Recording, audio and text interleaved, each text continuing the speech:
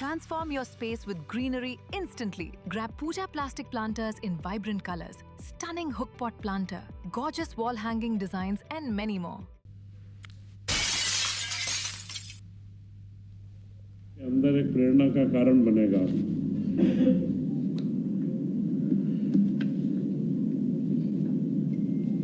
MP tech growth technological system के अंदर मध्य प्रदेश आगे बढ़े और टेक्नोलॉजी के क्षेत्र में हमारी भूमिका एक महत्वपूर्ण रहे, क्योंकि टेक्नोलॉजी का जो क्षेत्र है यह प्रदेश के विकास को तो प्रभावित करता है, परंतु साथ में युवाओं के लिए रोजगार के अवसर भी लाता है। एमपी टेक ग्रोथ में 40,000 करोड़ के निवेश के प्रस्तावों के ऊपर चर्चा हुई है, कई प्रस्ताव मंजूर भी हुए हैं और उसमें 34,000 युवाओं को रोजगार मिलने की संभावना बनी है।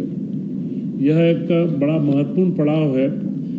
इस राशि का निवेश गुजरात के बाद में टेक्नोलॉजी के क्षेत्र में, जिसमें सेमीकंडक्टर से लेकर के विभिन्न कार्य आते हैं, और उसी के अंदर एक महत्वपूर्ण जो प्रस्ताव प्राप्त हुआ है वह प्रस्ताव है AI data centre. Madhya Pradesh में एआई डाटा सेंटर 18,000 करोड़ की लागत से स्थापित होगा और यह डाटा सेंटर से हम लोग देश के अंदर मध्य प्रदेश का तीसरा नंबर आएगा। आंध्र प्रदेश, महाराष्ट्र और उसके बाद मध्य प्रदेश का तीसरा नंबर इसके अंदर आएगा।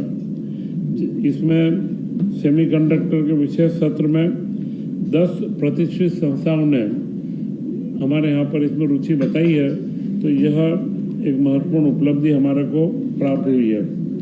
इसी के साथ पिछले दिनों इंदौर में यूथ कॉन्क्लेव हुआ, माय यूथ माय प्राइड, मेरा युवा मेरा गौरव। उसमें युवाओं को डिजिटल कंटेंट के जो क्रिएटर हैं और जो इन्फ्लुएंसर हैं उन सबको एकत्र किया गया था। पूरे इंदौर संभाग के क्षेत्र के सभी इन्फ्लुएंसर व क्रिएटर एकत्र हुए थे और उनको डिजिटल कंटेंट अवार्ड प्रदान करने का भी निर्णय लिया गया है। मुख्यमंत्री जी ने बताया है कि 2027 को हम युवा वर्ष के रूप में मनाएंगे।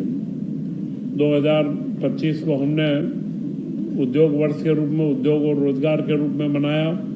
2026 को अभी हम कृषि वर्ष के रूप में मना रहे हैं, जिसमें कृषि से जुड़े विभिन्न आयामों का काम हम लोग कर रहे हैं।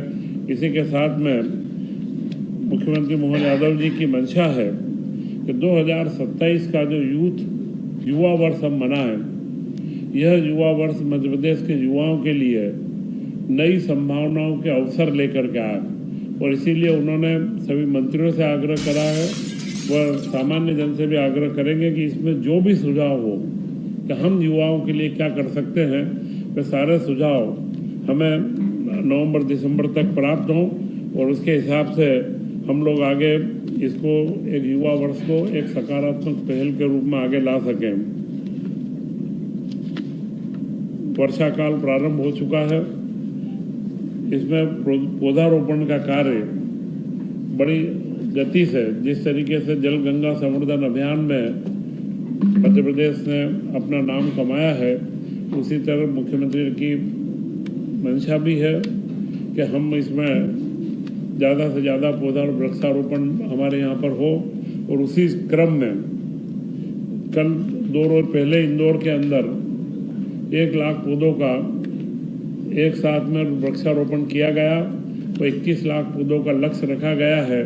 तो इस तरीके से हर क्षेत्र में अलग अलग तरीके से वह पौधारोपण के जो भी कार्यक्रम हो सकते हैं उनको आगे बढ़ाने का एक विषय लिया गया है। तथा नगरीय प्रशासन विभाग को एक महत्वपूर्ण उपलब्धि प्राप्त हुई है, वह उपलब्धि है ई गवर्नेंस का पुरस्कार। रजत पदक साइबर सुरक्षा के अंदर नगरीय विकास को राष्ट्रीय गवर्नेंस 26 के तहत पुरस्कार प्राप्त हुआ है। तो यह सारे महत्वपूर्ण विषय मुख्यमंत्री जी ने सबके बीच में रखे। इसके बाद कैबिनेट के प्रस्ताव में 3-4 प्रस्ताव जो महत्वपूर्ण थे कुछ निरंतरता के प्रस्ताव हैं। एक सिंचाई परियोजना का निरंतरता का है, वित्त की निरंतरता का है वह, और उसी के साथ जीएसटी के अंदर 2 परिवर्तन किए गए हैं। जीएसटी काउंसिल की अनुशंसा प्राप्त हुई थी और उसमें ये 2 महत्वपूर्ण सुझाव हैं कि जो अपील का अधिकारी है वह जो निर्णय देता है तो उसमें कोई त्रुटि रह जाए या कोई आवश्यकता हो या किसी को लगता है तो एक अपीली बोर्ड बनाया जाएगा और उसी में अपील भी हो सकेगी, क्योंकि यह एक तकनीकी सुगमता का कार्य है। और उसी के साथ में वर्तमान में जो क्रेडिट दी जाती थी वे जीएसटी के अंदर, यह भी एक तकनीकी मुद्दा था। क्रेडिट दी जाती थी परंतु उसमें पूर्व का एग्रीमेंट वो कई चीज़ें मांगी जाती थी, अभी उसका सरलीकरण किया गया है।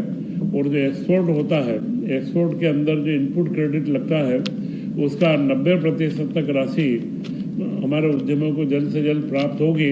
तो यह एमएसएमई क्षेत्र के लिए उनकी तरलता या उनकी लिक्विडिटी बढ़ाने में बड़ा सहयोगी रहेगा। ऐसे 2 अमेंडमेंट जीएसटी के अंदर किए गए हैं। इसी के साथ में मूंग व उड़द की जो समर्थन मूल्य पर मध्य प्रदेश सरकार खरीदी कर रही है, इसके लिए जो बैंकों से लोन लिया गया है उसके गारंटी दी गई है, उसकी गारंटी को निरंतरता दी गई है, क्योंकि अगले भी समय में हम लोग किसानों से निरंतर फसलों का उनका उचित मूल्य दिलाने के लिए लगातार हमारी ये सारी कार्य योजनाएं चलती रहेगी।